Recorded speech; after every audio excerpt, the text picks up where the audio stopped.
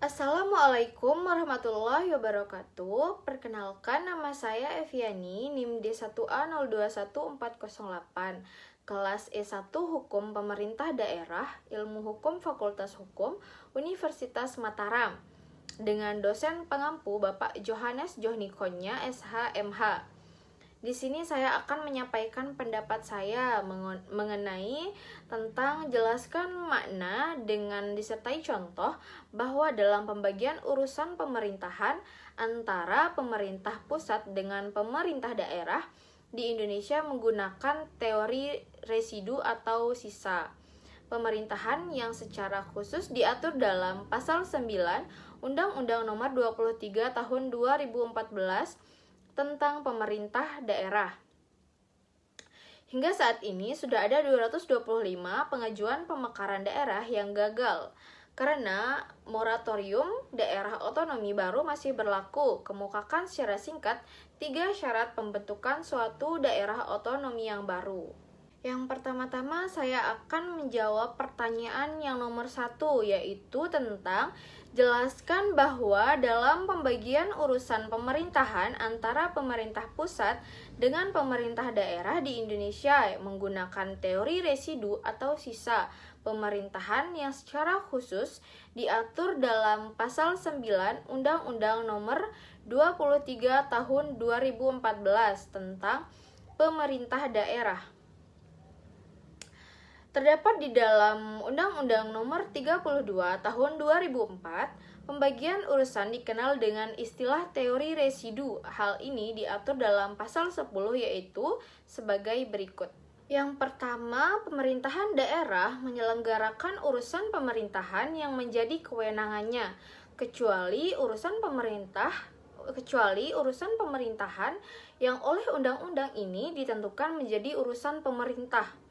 Yang kedua, dalam menyelenggarakan urusan pemerintahan yang menjadi kewenangan daerah, sebagaimana yang dimaksud pada ayat 1, pemerintahan daerah menjalankan otonomi seluas-luasnya untuk mengatur dan mengurus sendiri urusan pemerintahan, berdasarkan asas otonomi dan tugas pembantuan.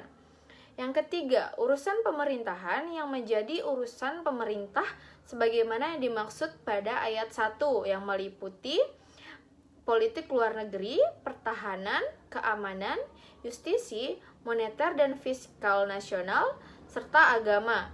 Dan untuk ketentuan Pasal 9 Undang-Undang Nomor 23 Tahun 2014 tentang pemerintah daerah, urusan pemerintahan terbagi atas urusan pemerintahan absolut, urusan pemerintahan konkuren, dan urusan pemerintahan umum. Penyerahan kewenangan berupa urusan-urusan oleh pemerintah pusat kepada daerah-daerah otonom dalam wilayahnya dapat dilakukan dengan mengikuti beberapa sistem atau prinsip, yaitu salah satunya seperti sistem residu atau teori sisa. Dalam sistem ini telah ditentukan terlebih dahulu secara umum tugas-tugas yang menjadi wewenang pemerintah pusat, sedangkan sisanya menjadi urusan rumah tangga daerah. Kebaikan sistem ini terutama terletak pada saat timbulnya kebutuhan-kebutuhan baru. Pemerintah daerah dapat dengan cepat mengambil tindakan dan keputusan yang dipandang perlu tanpa menunggu perintah dari pemerintah pusat. Sebaliknya, sistem ini dapat pula menimbulkan kesulitan-kesulitan yang mengingat kemampuan daerah yang satu dan lainnya tidak sama dalam berbagai lapangan atau bidang.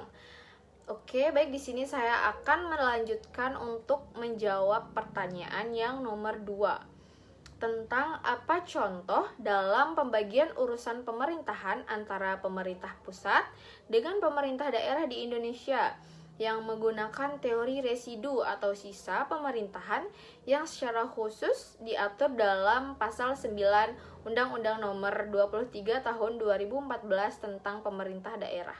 Tentang pembagian wewenang atau distribution of power, dari uraian Pasal 33 ayat 2 Junto, Pasal 33 ayat 3 Undang-Undang Dasar 1945 dapatlah dianalisa bahwa sumber daya alam atau SDA di negara Republik Indonesia dikuasai oleh negara, yang berarti dikuasai bersama-sama antara pemerintah pusat dan pemerintah daerah, baik provinsi, kabupaten, ataupun kota. Untuk mengantisipasinya, jangan sampai terjadi tumpang tindih kewenangan, maka perlu ditegaskan pembagian wewenang ini antara pemerintah pusat dan pemerintah daerah. Pembagian wewenang diatur lebih lanjut di dalam Undang-Undang Organik sebagai pelaksanaan Undang-Undang Dasar, yakni Undang-Undang Nomor 32 Tahun 2004 dengan perubahannya yang dalam pasal 10 ayat 3-nya berbunyi kewenangan yang menjadi urusan pemerintah pusat sebagaimana dimaksud pada ayat 1 yang meliputi politik luar negeri, ketahanan, keamanan, justisi, moneter, dan fiskal, serta agama.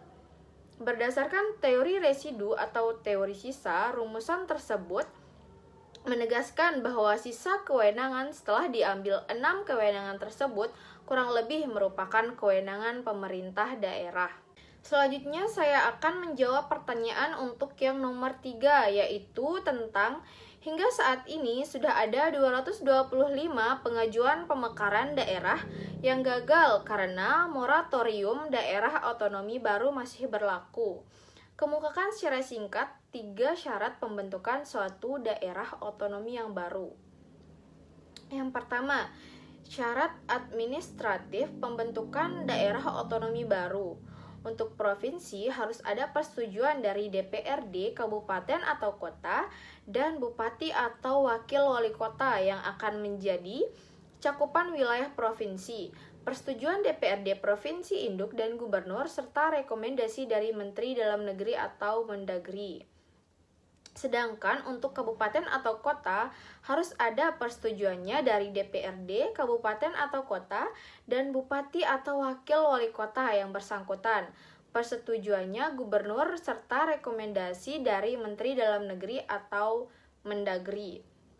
Untuk syarat yang kedua yaitu syarat teknis pembentukan daerah otonomi baru yang meliputi faktor yang menjadi dasar pembentukan daerah yang mencakup faktor kemampuan ekonomi, potensi daerah, sosial budaya, sosial politik, kependudukan, sosial daerah, pertahanan, keamanan, dan faktor lain yang memungkinkan terselenggarakannya otonomi daerah. Dan untuk syarat yang ketiga yaitu syarat fisik kewilayahan pembentukan daerah otonomi baru, meliputi minimal 5 kabupaten atau kota untuk pembentukan provinsi dan minimal 5 kecamatan untuk pembentukan kabupaten dan 4 kecamatan untuk pembentukan kota.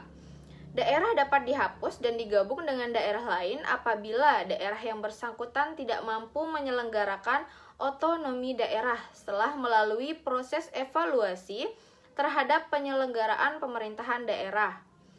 Untuk menyelenggarakan fungsi pemerintahan tertentu yang bersifat khusus, kepentingan nasional pemerintah dapat menetapkan kawasan khusus dalam wilayah provinsi dan garing atau kabupaten atau kota dengan mengikut sertakan daerah yang bersangkutan. Oke, sekian dari pendapat saya, kurang dan lebihnya saya mohon maaf. Wabillahi taufik wal hidayah. Wassalamualaikum warahmatullahi wabarakatuh.